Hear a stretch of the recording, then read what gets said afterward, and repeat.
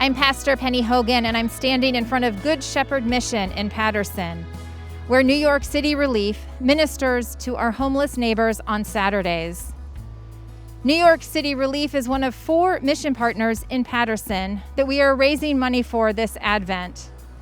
Their mission is to connect people who are hurting and homeless to resources they need to survive: emergency shelter, food, clothing, rehab, employment, and hope. The result is lives that are truly transformed. Juan Galloway, President and CEO of New York City Relief, whose parents started the organization in 1989, is with me today. So Juan, thank you so much for being with us today. We're glad to be here and to learn more about New York City Relief. Can you please tell us exactly what it is that you do here in Paterson? Paint a picture for us of what happens here in this location on Saturdays. Sure. So every Saturday morning, we roll into Paterson with our mobile outreach soup kitchen, and we set up right here on the street delicious soup, bread, drinks, and we set up chairs and tables down the sidewalk so people can space out safely, but stop and rest and get something to nourish them. And then out of the back of our bus, we're actually serving things they need, like masks, disinfectant for hands, hygiene kits, and a fresh pair of socks. And people will line up down the street for these, and usually they're very open to prayer because, we don't force it, we just offer it. And they're usually very welcome. They're very thankful for everything we can do to help them with. That's amazing. How has the pandemic impacted the work that you do and the people that you serve? I can imagine one hardship is layered upon another, and now here we are in the middle of a pandemic. Yeah, the pandemic made I would call like a humanitarian crisis. It made it even worse. This city is struggling, and there's a lot of people on the streets, people dealing with substance abuse, mental health. And so for us to be here, to give them some care, some support in their worst hour.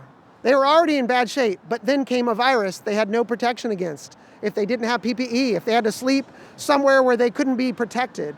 And so we are helping them to get into shelter. We're helping them to get the things they need: job training, addiction recovery help. They come for the soup or the socks, but they find out we can help them with long-term, programs and systems, and most of all, the love of God.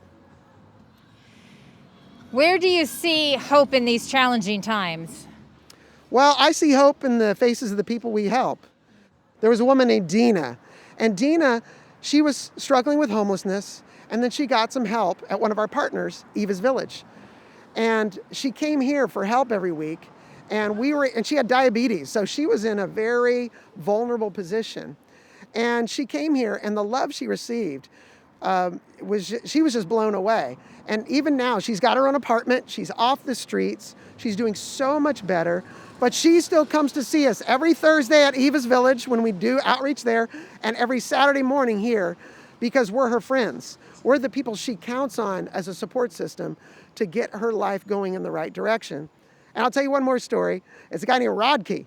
Rodkey came here, and he needed help. He was homeless, he didn't know where to turn, and he was just in a bad state.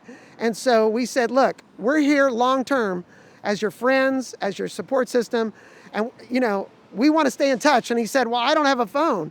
And we said, can we provide a cell phone for you today? And he was blown away because that cell phone was a lifeline for him to get in touch with us, but all the resources that we connect him to get back on his feet. So that's the kind of personal touch that is the difference between not making it and making it for some people, because hope deferred makes the heart grow sick, says Proverbs. So if someone is passed along or hits dead end after dead end, they give up hope. But through New York City Relief and now Paterson Relief, right here in Paterson, we are able to reignite that hope and say, there are people who care about you, God cares about you, and we're going to journey with you until you reach your dreams and your hopes and put your life back together again. Thank you for sharing those transforming stories. We take cell phones for granted, and to think about it as a lifeline to get the resources one needs to get help is a really eye-opening experience for me to hear that. Pastor Penny, let me tell you, the first thing they do, they say, I'm going to call my family and let them know I'm still alive. That is the power of a cell phone. It's a connection tool to say, I'm still alive, even during the pandemic. I'm getting some help. I'm going to be okay. But we reconnect them to their network so that they can, plug back into people who care. And then they can plug into all kinds of things like food stamps and all kinds of services where maybe the doors are closed and you can only access it through a cell phone. That's powerful. Is there anything else that you would like our congregation to know? Well, I think the number one thing every church should know is that throughout all the Gospels, throughout the Old Testament to the end of Revelations, God has a passion for the poor. It's his heartbeat. There's about 2,000 scriptures that dictate, how we are commanded to care for the poor. In fact, when Jesus quoted that famous verse, he said, the poor will always be with you. He knew that, quoting from the book in the Old Testament, that they would know the rest of that verse. It says, the poor will always be with you. Therefore, be generous and open-handed with them. And so that is his mandate for us as a church. And I'm so thankful for the partnership Westside has with New York City Relief and Paterson Relief so that we can continue to bring God's help and hope to those who need it most. Amen. We're grateful for our partnership too, and we want to thank you, Juan, for your time today. Thanks for being here and all that you and your organization are doing to transform lives. We will continue to pray for you and the work of New York City Relief and Paterson Relief and all of the people that you serve. You're truly making a difference.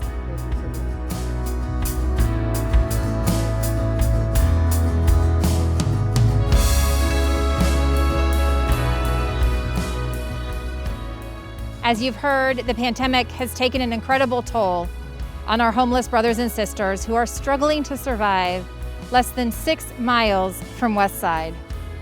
I hope you'll join me in donating to our Advent campaign to raise $50,000 to support our Paterson neighbors. Whatever you are able to give and however you are able to give, we thank you for your generosity.